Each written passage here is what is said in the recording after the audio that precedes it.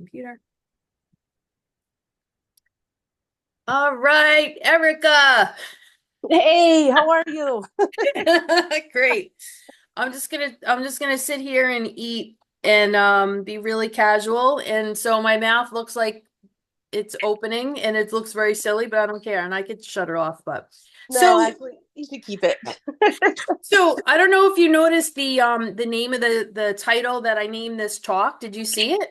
Yeah, actually, I was going to mention it. I saw it when I was trying to figure out my avatar, and it was just like, oh my gosh, that's like so perfect. Yeah, I was trying to think of something creative, like some kind of title to describe our talks, right? Yes. Yeah. So tell us about you. Why are we on this call? Tell us about your, I don't know, your journey and what you're doing these days. Oh man, that's just a loaded question. And first of all, it's like not sure why we're on this call, but I know that whenever we talk and we get together, we have these incredible experiences of digging and diving into the nitty-gritty of this universe Yeah. and really identifying and seeing things that are just amazing. Yeah. And so our thought to, or actually it was your brilliant thought to record us, I think would be super helpful to a lot of people. And Yeah. for us to even just go back and be like, oh my gosh, do you remember that? Holy shit. Well, we have so much fun talking that it's we wanted to share it. Yes. So tell me again about like your medical intuitive journey, I guess. Like, I mean, Oh, like where were you, I don't know, I guess it's how did you get into this? actually it's a long story. The short version, Probably. I can't. The short version. How much time do you got? We got 3 hours. Well, let's see. It was back in about 2000 that I started taking a class, and I was just like, um, okay, yeah, we're not going to start there. That's too much. Uh, let's see. I had the very traditional upbringing. Well, I wouldn't say it's traditional for a lot of people, but father's military, moved around quite a bit. I mean, I think I've moved like a total of 24 times now in my Oh entire life. man. Yeah.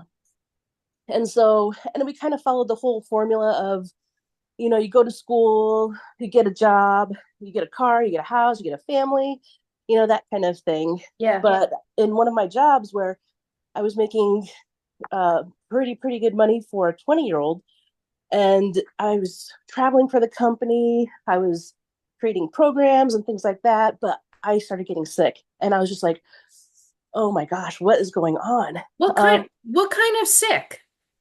Um, tired, exhausted. I Okay. got mono. Mm-hmm. A friend of mine is like, you know, before these doctors kill you, I want you to go see my naturopathic doctor. Uh, And I was hesitant. I mean, my whole family, it's like, oh, you're going to go see a witch doctor? What are you doing? No, don't do that. So I was out of work for 2 months with mono and just swelling. And they gave me amoxicillin for something. And I turned head to toe strawberry. I mean, rash everywhere. So I agreed with my friend. I said, okay, I'll go see your doctor. And 2 days later, I was back at work. oh my goodness. Yes. That's, So, oh my goodness. yeah, right? Yeah. So So it's like, what was it? okay, there's What something was here. it? Like what was found? Um, Actually, it was a lot of adrenal support. Okay. I don't quite remember exactly what it Yeah. was, but I was back at work 2 days later. I mean, half days, but I was actually out of bed, moving around, and actually feeling better. Wow. So, yeah. And then she became my primary care doctor. Yeah. And um, about probably like a year later, I got this feeling I was getting sick. Maybe it was just a cold or something. And I went into her office and I sat down, and she's kind of rushing in and out. And she comes in, and she's like, oh, Erica, you wouldn't do that if you worked for me, would you? So she leaves. And then all of a sudden I'm sitting there and my palms are sweating. And I'm like, oh my gosh, ask her, ask her. I'm like having this, you know, what is it, like an angel on each shoulder kind of thing? Yeah. Like, pardon me, or this, it's like, just ask her if she needs somebody. And I'm like, no, I have a really good job. And it's just like, ask, ask, ask. And I'm like, no. So she comes in and I'm like, why are you looking for somebody? And she goes back and she's like, why? Do you need a job? And 2 weeks later, I was working for her.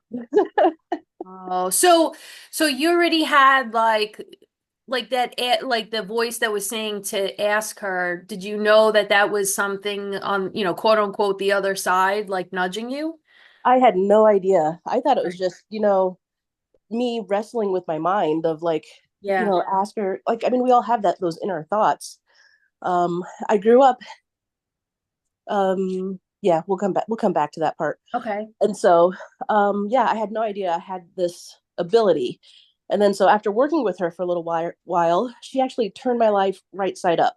Yeah. So I became aware of like this whole other world out there of natural medicine and healing and things like that.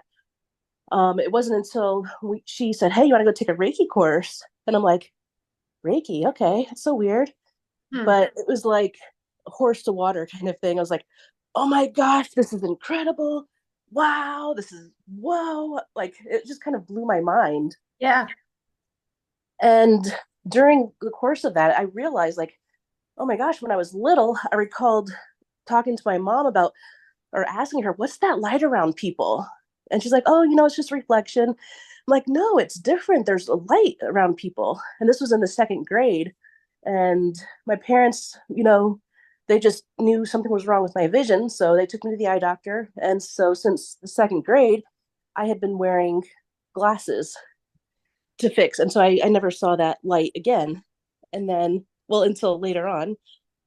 And there was a time when my sister, she fell off her bike and she's crying. I'm like, Mom, just put your hands on her. It'll be okay. And, she's kind of pushing me away. She's like, go in the house. I'll take care of your sister.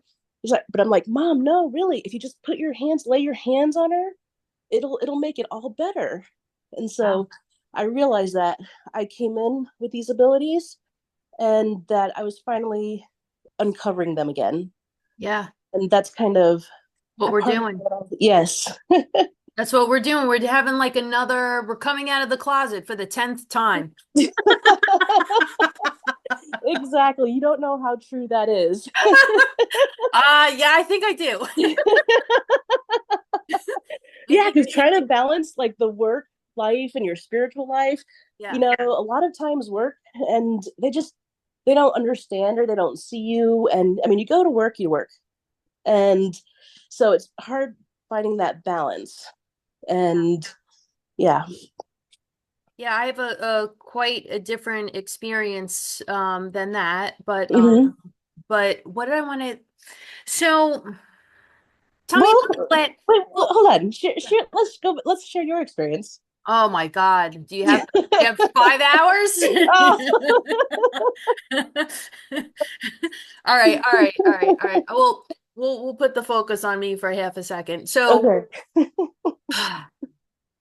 I if you read my book, Wake Up, I Am the Cure, I talk about what got me into this. And when I do seminars or lectures, I always tell people what got me in, what moved me into this field. And it was simply the devastation of witnessing my grandmother die of a stroke in my living room when I was 13, and she was supposed to be babysitting me and my sister. It was like so there's a lot of layers, a lot of levels Hmm. of, okay, here we have the authority, the matriarch watching us. She dies. And then, oh my God. And it's just goes, it's one shit show after another because then I call 911 and they don't recognize my address. It's not like this is pre-internet, pre everything. And they're Wow. like, where do you live? Like I had to tell them where I lived. And I'm like, oh my God, you're Wow. fucking useless too. Whoa. How old were you? 13. Oh. So between having this woman who's supposed to be protecting us, watching over us while my mom is in California, there's just so many layers, so many layers. So Hmm. anyway, that's what got me started. And I thought to myself, okay, my grandmother had just gone to the doctor like 2 weeks ago. They didn't know that this was going to happen. There was no Hmm. telltale signs. Like what kind of system is this? How useless is this that they couldn't know anything or support her in any way to have prevented it? Wow. It was just Hmm.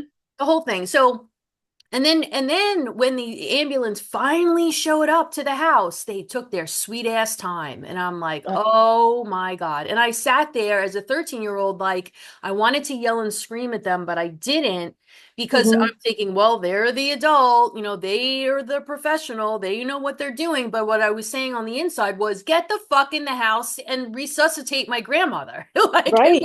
it was so fucked Wow. up. And then so they casually walked in. She was blue. Her face was like hunched over on the chair. They took her away, and then she was on life support for 2 weeks until we decided to just let her go because Hmm. there was nothing left. The machines were keeping her alive. So anyway, that was my introduction into what the fuck did I just Right. Wow. and I'm still unpacking that. I still deal with Hmm. that. So then as a teenager, studying herbs and as a teenager, I realized, okay, I don't have to end up like my grandmother. There's a lot of things I can do here, and I can change my diet and change my lifestyle. And then, learning about how beliefs and thoughts and all that good stuff influences our health. And I'm like, so Hmm.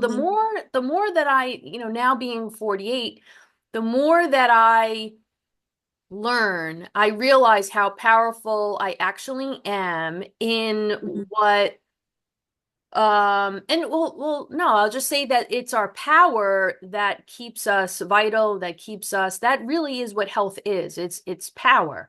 So Hmm. I have a ton of power, and that motivates me. That feels like, okay, Hmm. I got that's my like security blanket. That's my savings account, right? Um it's I realize how much is actually available versus death, Right. which is a whole other Well, it's really topic. interesting too, because when we first met, I was like, oh my God, you're just like this warrior woman. I mean, you exude power and capability and self confidence. And it was just like, wow. It's like, you know where you're going, you know what you're doing. And for you, even as a 13-year-old, to know this, I mean, that's huge. Why, thank you. Thank you. I didn't know anything then. But yeah, but Yeah. you know, sometimes unfortunately pain is a catalyst and it's Yeah. but you chose not to sit down. You chose not to accept that. Yeah. And now you're helping thousands of people. Yeah. Yeah. So, Thank you. It's a journey. I know, like it's like mm. the wounded, that Chiron energy, the wounded warrior. It's like I may not actually heal the wounds, but it forces me to grow, and it helps bring others into a greater awareness in their power. So Mhm. I'm smack in the middle of that shit at this time. But anyway, I understand. I understand that completely. I know It's like you do. as we heal, we can still help others, but our journey is never Right. over or it's never done. It's And never so, done. Yeah. no, and the more that we heal ourselves, the more people that we can help heal themselves too. Yeah. Yeah, yeah. So that's the gift. Hmm. But I want to get, can we go back to you were seeing, so you were in second grade, you were seeing auras, and Yes. your parents couldn't put two and two together, and they're like, "Oh, Erica needs glasses." Well, yeah. Well, my father's military, and my mom is from Vietnam. She came over to this country not knowing the language, customs, anything, and she taught herself how to read, write, and things like that. And I don't think they were really ever exposed to anything alternative, Yeah. and I don't think they really knew. It's like, oh, she must be seeing auras. So just I know I keep saying military, but everything is very regimented. So it's like A Yeah. plus B equals C kind of thing. So, oh, if she's having trouble with her eyes, let's give her some glasses. So um, I think that's how it kind of worked. So, and then it wasn't until my early 20s that I realized and woke up again. I'm like, oh my gosh, there's this whole other world that I belong to. And because nobody in my family, I mean, I love my family dearly and they're absolutely wonderful. And well, what am I trying to say? They hadn't really dabbled or knew about the alternative world either. Yeah. It's kind of that whole formula of, go to school, get married, have a great job, have a family, that kind of thing. And that was just kind of never in the cards for me. So Mhm. I was always a little different. Yeah, yeah, I know there's a lot of us different folks out there. Hmm. But hopefully people will be listening to this and they will realize, oh, I'm not alone. Yeah, because my family is great. They're amazing. And um what they choose isn't wrong, you know, but it wasn't right for me. Hmm. So And that's fine too. yeah, perfect. Yeah.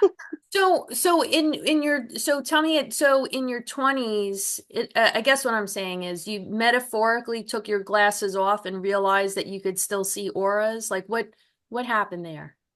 Let's see. So once I got a taste of the Reiki, Yeah. and I kind of really struggled because I went from it wasn't really a big struggle because I was actually happy, it seemed, for the first time in my life, but from gosh, a job that was so cushy and plush, paid for everything, benefits out the wazoo, and paying for school and this and that, to a part-time job that paid hourly with no benefits. Yeah. But what I didn't realize, that the trade-off, the benefits, were actually living a healthier life and seeing things through a more positive lens, healthy lens. And even though the perceived benefits, it's like how the power of perception, Yeah. I benefited so much more working with a naturopathic physician than I ever have in my entire life. So like Yeah. I said, Yeah. she turned my life right side up. And so along the way, I met up with a medical intuitive who was giving classes in our basement. And so I was I was drawn to that, and I was like, oh my gosh, that's so cool. And that's where I learned that how to see energy, feel energy, move energy, just a lot of different, like a hodgepodge of different modalities that were just like, wow. And it's like, I couldn't get enough of it. I mean, I just gobbled it up. Yeah. And so realizing and having um, that space to actually explore all those different parts of myself and really expand as a human and as a person and just see like what is out there, I was just amazed. And Yeah. so So um you're amazed about the power that we are, that I guess we have to discover it ourselves. I don't know. yes, yeah, it's funny because it's like I'm going piece by piece here. Yeah. I never really unpacked like how I got to where I am right now, but I think just meeting teachers along the way and really seeing my abilities flourish, like in all the classes that I had taken. And it's been a journey because I've kept that part of my life where I would just work as my bread and butter of making a living for myself. But yet there's this other part of me that is just kind of yearning to be more expressive and be more in the, I don't want to say fifth dimension kind of thing, Yeah. but it's kind of, I'm straddling the two dimensions, the third and the fifth. And it's just like, yeah, I don't know how to sustain that. Right, right. So let's all right. Yeah, we could probably keep this part out of it. Oh, no, no. No, no. Let's dive in. Let's dive All in. right. So it took me actually, because like getting kind of stuck, it's been, I've gotten stuck. And so it wasn't until I started trusting people around me who could actually see the real me and Mhm. trusting what they were saying about me and really owning it, that I was able to really be like, okay, you know what? It's time. I have to stop hiding. I have all these fears. I have like a huge imposter syndrome. And I'm learning to trust everybody around me that says, that no, Erica, you are incredible. You're amazing. You've helped me through so much. And it's kind of like, um, it's like not like putting on a coat, but it's like absorbing those words and trusting those words. And that I have a high degree of faith and love in all these people, and they're showing me who I am. I need to trust that as well. Yeah. Does that make sense? Yeah, I mean, I'm putting it through the filter of like for others, like when, again, the book title, Wake Up. We're constantly waking up to our next version of ourself, like constantly. And I'm just thinking like if there's some like I'm thinking of like the stereotypical person who has the 9 to 5 job in a cubicle, Mm-hmm. who, gets their flu shot religiously, gets their COVID vaccine, does all the things, Right. and then happens to stumble upon this conversation because we haven't even started to talk about like all the crazy esoteric stuff. No. I mean that to me is like the bread and the butter. Oh, But I hey, guess we're building our foundation. How's yeah. that? Yeah, we're building it all right. I don't know if it's going to take one conversation, but I guess what I'm saying is like what is the context? In my mind, I'm thinking of what is the context for someone who is that type of person who then becomes us, Oh, the inner right? guidance. Yes, the Yeah. trust. The trust. Okay. So it is a trust thing. It is trusting Mm-hmm. in evolution, in our own individual evolution, right? Yeah, because I believe like a lot of people they live outside of themselves and they get all Yeah. of their goodness and their feelings outside of themselves, but they don't necessarily always go internally and sit quietly with themselves or listen to that guidance. Yeah. If it says, you know what, I need you to go hike, but it's like, oh wait, no, I have to pick up my kid, I have to, go to work, I have to do this, I can't go hike, but yet my inner guidance is telling me I need to go on a hike. Right. We don't listen to that. Right. Okay. And then I'll say something else is to that we collectively need to follow our passions that are Mm-hmm. coming from our heart, which is our should be the inner compass, not the head, Right. right? Yep.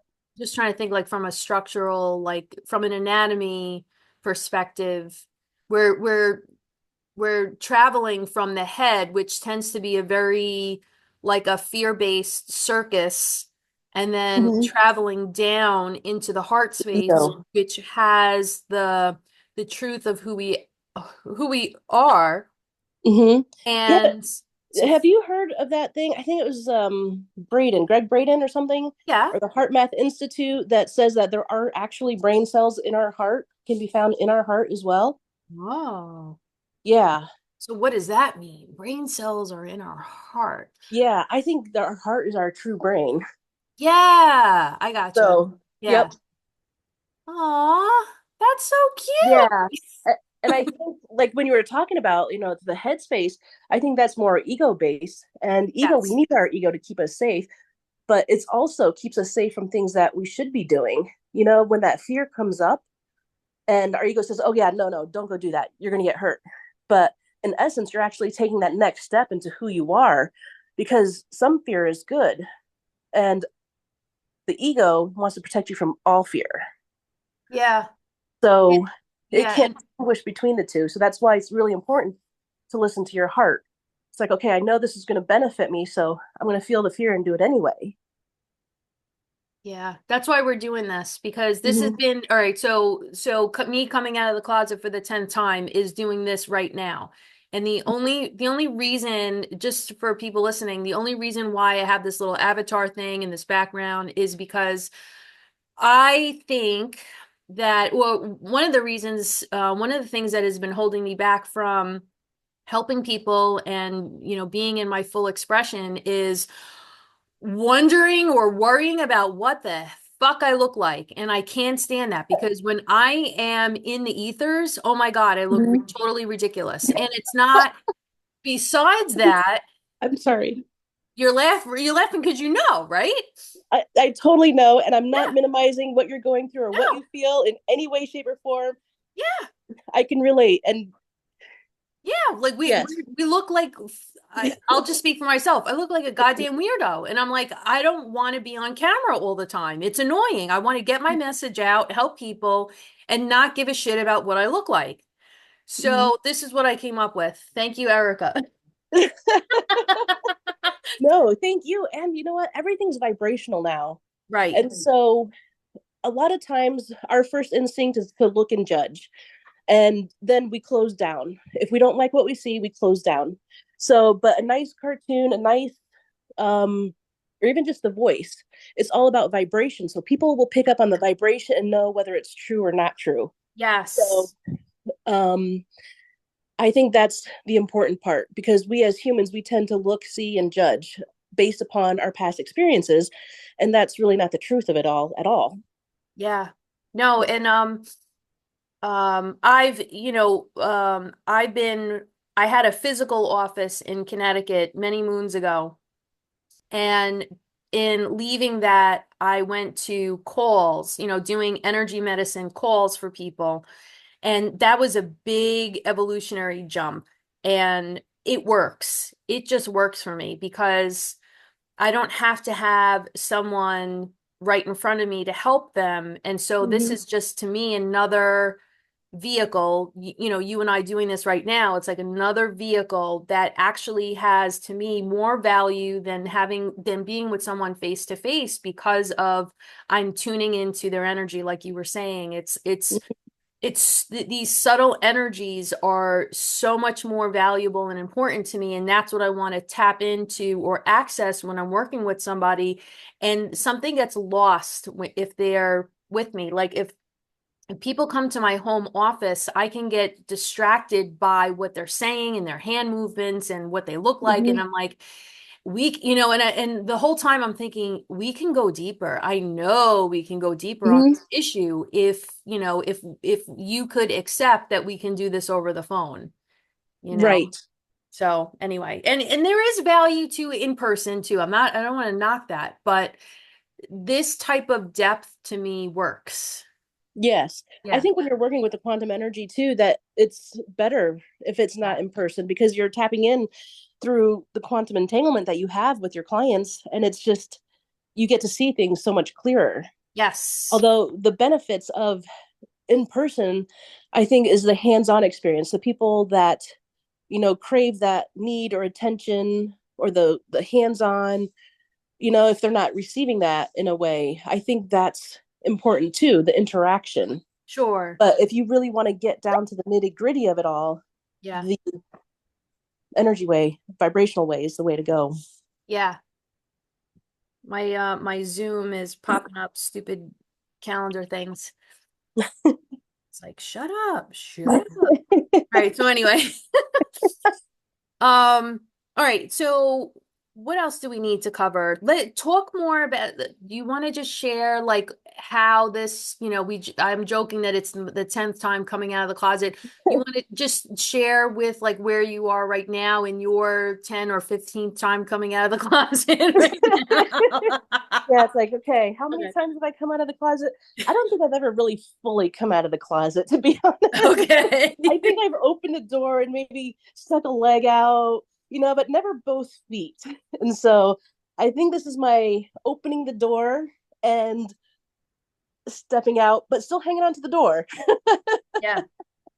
Yeah. Still. It's not my And intention to jump back into the closet, but just for safety, security, it's like, okay, getting the lay of the land here. And it's well, really, I don't want to say difficult, but it's hard to put yourself out there to but let people see who you are on a whole different level. I'm laughing as you're saying that because I'm thinking you could be taking this call and we could be recording this and reaching the entire planet in your closet.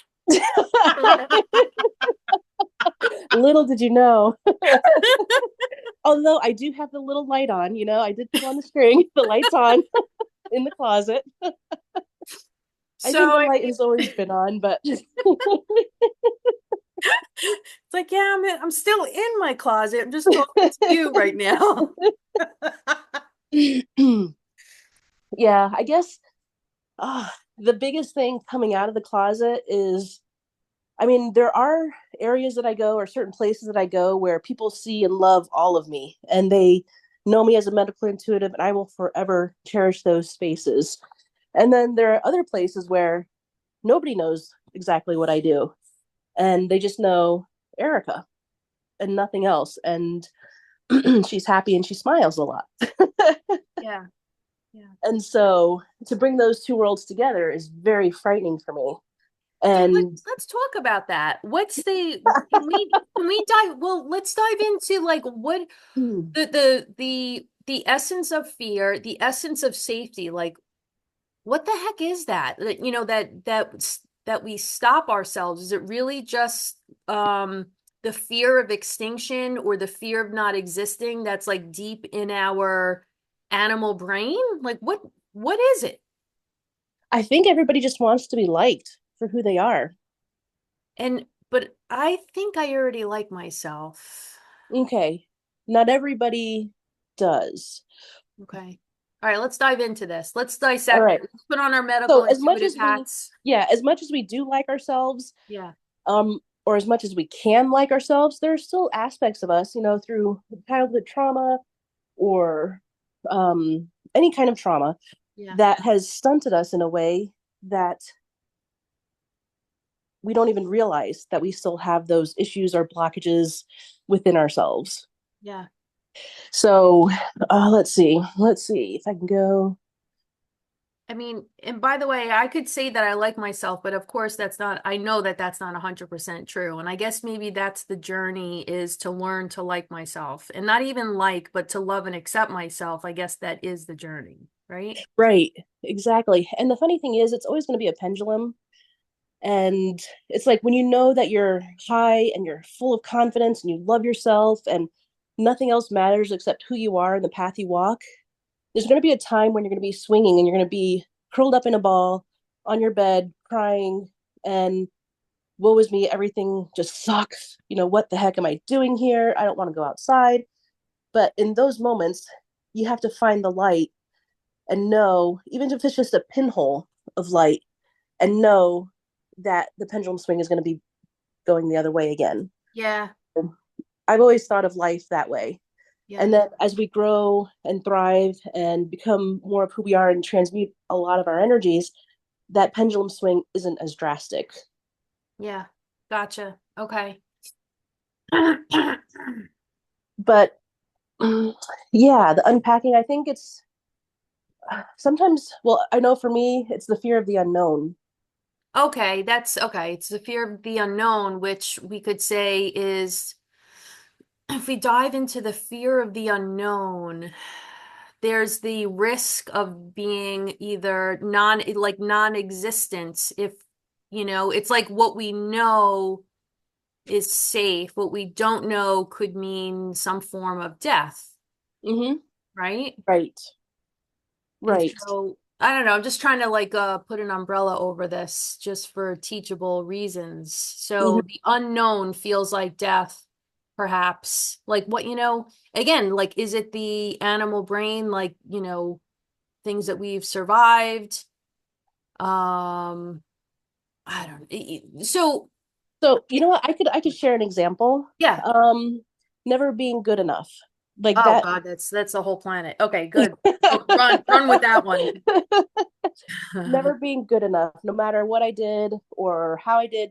We won't go into details, but it was never ever good enough. There was always room for improvement. Even when you're at the top, there was always room for improvement. So even to this day, it's like no matter what I do, I have this like, well, it's never going to be good enough. There's always going to be, you know. something better. There's always going to be something out there that I don't want to say that's better, but it's just that feeling of not being good enough. So you never take the step. It's like you see the mountain that's in front of you, and even though you want to climb that fucking mountain, you have that little voice. Not even it's not even a voice, but almost like a feeling of like, why can't I just put one foot in front of the other and start walking up this mountain? And I think part of the unknown comes into that too. It's because if I walk into this dark space not knowing, your first thought isn't, or my first thought isn't, oh my gosh, I'm going to take a step and it's going to be a huge party on the other side. Yeah. Or I'm going to take a step and am I going to walk into the abyss and be hurt or Yeah. feel feelings that I really don't want to feel? And so, um, yeah. So Hmm. what do you do? And those are the times when you just take that step anyway. The fear, you don't let the ego protect you. You take that step and trust. And that's kind of what I'm doing here with this call. Yeah, yeah. Yeah, the ego is a bitch. We need it, but it's a bit. It's a bitch. No, well, so to your comment, like everyone that I've talked to in the 20 some odd years that I've been counseling, there's always this feeling of not good enough. It is part of the human condition. No one has escaped this, is what I'm getting at. So Mhm. everyone, so by I would say that everyone is good enough by default because it's if the whole planet doesn't feel good enough, then they're equally good enough. You know what I mean? Because there's no comparison. It's like we're all being met with the same illusion. So like the that's the illusion is to like, Mhm. oh, like we all feel this way. Everyone, you talk to anyone on the street, no one feels good enough. No one feels good enough. Okay, we must be good enough. I love that. I absolutely love that. Like It's so true. like okay, the mask comes off. The illusion is the lift is lifted, It's like, oh, Mhm. no one likes themselves. No one feels good enough. Yeah, you know what? And it's so funny too, because coming off of what you're saying, vibrationally, I mean, if you think about it, like attracts like, right? Yeah. So we're going to attract people in our lives that kind of meet or are at where we're at so that we can help each other. Hmm. So it doesn't really matter Right. because if we all have that same, level playing field and, per se, we're going to attract The who right we kind are. of supportive environment. Right. Yeah. Hmm. Yeah. So it's all okay. It's all good. It's all good. All good. So we've been like chatting for over a half hour, and I just want to just give you the heads up. How would we want to like um what would you want people to know today, or what topic do you want to dive into so people can witness our craziness Oh. or the magic of us getting Oh. together? Think they can handle it? I don't know. I don't know. Oh man. I'm gonna tune in. I'm gonna tune in. Let's see. Let's see. What does the universe want us to connect to right now? Oh, I got self-worth. Okay. Okay. What do you get? Well, I had a little bit of a musing on I don't know which direction we want to take this in, but in the tornadoes or hurricanes that hit Florida. Oh, But I think that's a little too far today. oh, if you think so, because I mean, let's talk about self-worth and as it pertains to Florida. I bet we can tie them in. Actually, you know what? We can in a way. Yeah. Yeah. I mean, there's a lot of huge loss and devastation and people losing a lot of different things. And sometimes those things we tie to our self-worth because we accumulated those things. Right. And now that those things are gone or missing, it may be difficult for people to feel worthy. And I'm just speculating. Right. Right. No, that's where I was hoping you were going to go with it. It's we're so conditioned to believe that our self-worth is the money in the bank and all these external things when it's not. So when you have a big devastation like that, you really get to wrestle with self-worth from a true perspective. Right. Um, Exactly. I mean, not only you have to deal with, how am I going to find home, or how am I going to find, something to eat, or how am I going to, I mean, that's across the board on a lot of different things that are affecting this country right now. But if we tie it to that, it's kind of like, okay, it was here today and it's gone tomorrow. yeah. It's my home, my livelihood. Yeah. Where do I go from here? I know I have to trust my neighbor now. I mean, there are a lot of other people that are in the same boat. Yeah. Self-worth. So the interesting thing, I'm thinking of self-worth Right. from the place of it's inherent.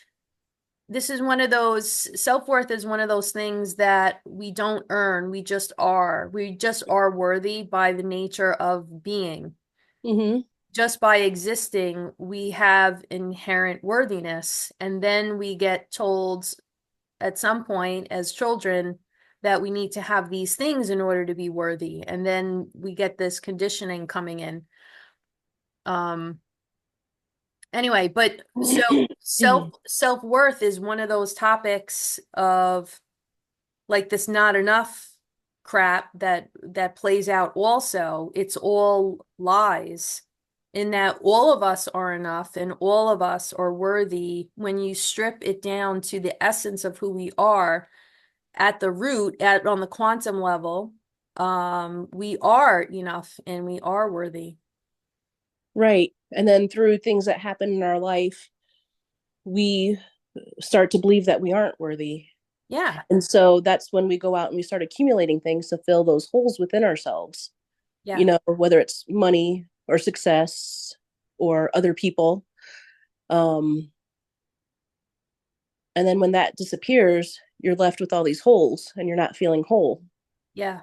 So that's what kind of where we tie back to your heart space and your inner guidance and your trust Yeah. and love and vibration. Yeah. Yeah. Trust is that topic is coming up for me this week. Mm-hmm. Trust, because it ties into safety.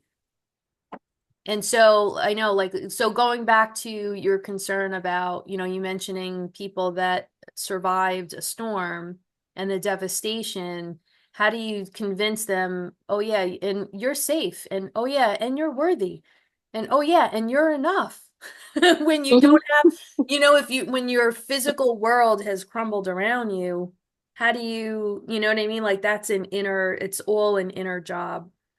Mm-hmm. Yeah. Right.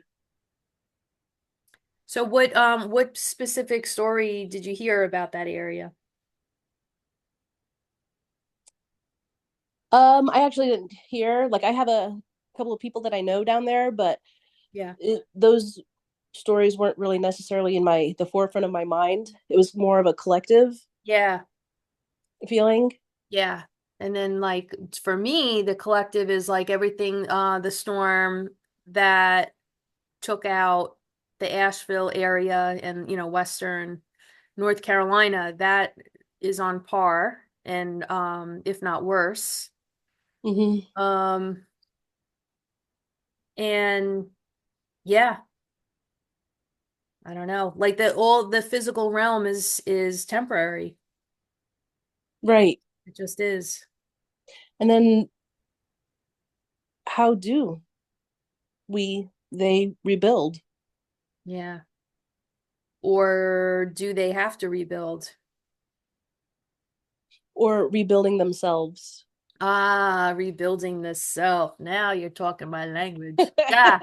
How do you how do you build up yourself again after something like that? Yeah. Ah, I mean, it's easy for me to speak about because I'm not there, right. and I don't know how I would handle that. Yeah. But Yeah, you press through or you don't or you check out. We have the option. yes. Yep. Wow, that got heavy. Yeah, that was very heavy, very heavy. I know all this love and light, it's not easy. It isn't. It's not for the faint of heart. No. No, it's not. And and that's the other thing, like, as you and I and people like us are warriors because I'll just bring it back to conventional medicine because it irritates the hell out of me to the core. Hmm. It's that to me is a magical illusionary system, meaning it's not going to treat or heal anything. Um, and the real work is going deep into the trenches of the psyche, and it fucking sucks. It's Yeah. heavy and deep. And it's like going into inner child stuff and past lives and all this deep, dark stuff, bringing like it, I'm picturing, I'm getting an image of bringing a flashlight going into the depths of hell and hoping to come out alive and bring all of that shit to the light. That is no simple feat. Yeah. And so I understand, I respect, when people take medications or they just go for surgeries or medications and they do, I get it. I get it if you don't know any better, and I get it if you don't feel that you have the strength to do what I'm saying, because it does take a lot of strength. Right. And I mean, who wants to die 10 times in their lifetime just to, you know what I mean? Like, Yeah. I mean, well, of course we did. Yeah. Yeah. I'm sure there'll be a death this afternoon of some kind. Well, it was interesting because, like, in one of the classes I was taking, they were saying that in order for a soul to evolve, they have to leave this life or leave their body and then be reincarnated and come back. Yeah. And then my question to them was like, well, can't you just feel like you're dying Yeah. and then just kind of take the next step, but still be in the same life Yeah. kind of thing? And it was like, oh, well, yes, you can.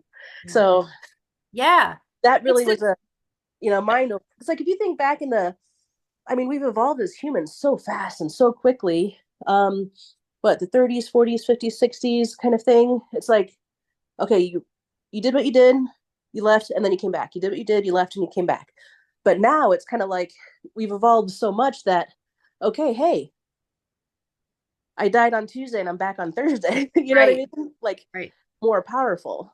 Right. And okay, I died 5 years ago. Now I'm back. But I'm not necessarily saying you're still the same soul, but you've evolved. You've changed who you are. You're vibrating higher. It's like you're walking up the rungs of the ladder. Yeah. I'm so glad you brought that topic up because I love this stuff. I love talking Mhm. about it, and and I've had conversations like this before in the past where we don't have to have a physical death in order to have a transformation. You can remain in the same body and still evolve forward, and that's very liberating and yeah, very freeing. I love how you put things together and your words and terminology just I love it. That's not my say, but I just have to Thanks. say. Oh. It's just me and coffee over here. Me and blah, blah, blah, blah, blah. Um, yeah, so let's wrap up our conversation for people today. Like, um, for those watching and listening, and I hope you're listening. I hope you're not watching and seeing my silly avatar. And those are your thoughts alone, right? Yeah. All right, all right, all right. All right. you know But but I hope like so our intention is really just to share and to expand for our own selfish reasons and to Mhm. bring others along with us to help in your own expansion and to give you maybe like a subtle permission to be your authentic self and to stand empowered in all of this crazy quantum stuff that we're talking about, and we're just getting started. I know it's like, okay, well, do we take questions? Do we answer questions for people? But it's like, okay, well, I don't think they really realize how crazy and weird we are. Well, I don't want to use the word crazy. That has a negative connotation, but we'll just say gifted. I like crazy. I like crazy. I don't mind. So, I don't yeah, mind. I like weird. So, Yeah. Weird, crazy, magical, mystical. Yeah, it's all good. I don't care. Um, yeah, perfect. so we'll see. Like, we'll see how it goes. But stay tuned for more wild conversations with myself and Erica.